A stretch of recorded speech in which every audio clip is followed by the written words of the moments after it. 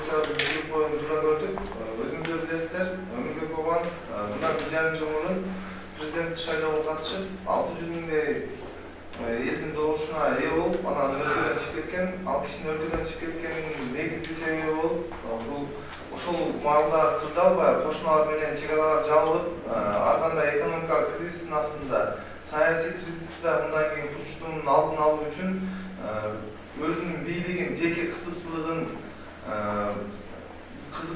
мамлекеттин, элдин туруктуулугун биринчи орунга коюп, мындайча айтканда Кыргызстан тарыхында биринчилерден болуп утулганын мойнуна алып, ошунча көп колдоочулары бар экенине карабай, мамлекеттин туруктуулугу үчүн бул өлкөдөн чыгып кеткен саясатчы деп эсептейбиз. Ошондуктан бүгүнкү күндө ал киши чыгып кеткенден кийин ал кишиге өзүңүздөр билесиздер, баягы кылмыш иши козголгон, улут аралык кастыкты күчөтүүгө чакырык жасалып деген баягы призыв болду деп кылмыш иши козголду эле, бирок акыркы күндөрү ар кандай эксперттердин, эл аралык эксперттерге чейин берип, ошол текшерүүсүнөн кийин эч кандай мыйзам бузууга чакырык болбогондугун тастыктап, далилдеп берип отурат. Буга бир гана мен эмес, жалпы кыргызстандыктар күбө болду деп ойлойм.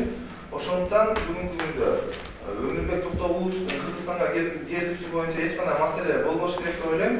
Ошондой эле ар кандай чагымчыл күчтөр бүгүнкү күндө ушул Бабанов менен президентибиздин ортосунда ажырымды күчөтүү максатында ар кандай чагымчыл баягындай чакырыктар жасап жатканына күбө болуп жатабыз. Мындай чагымчылдардын бир гана максаты бар экен, бүгүнкү саясий кырдаалдан билсек болот. Ал кандай? Ал президентти алсыздандыруу, мамлекетте туруксуздукту алып келүү, жана мына алдыңкы саясий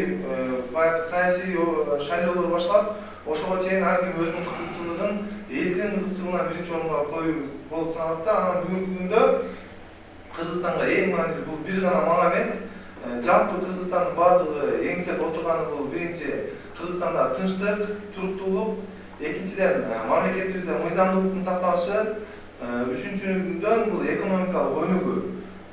Өмүрбек Токтогуловичтин мамлекетке келүүсү бул ар тараптан мамлекетке жарандык коомго саясий абалдын турукталышына өзүнүн өргөсүн түзөт деп ойлойбуз.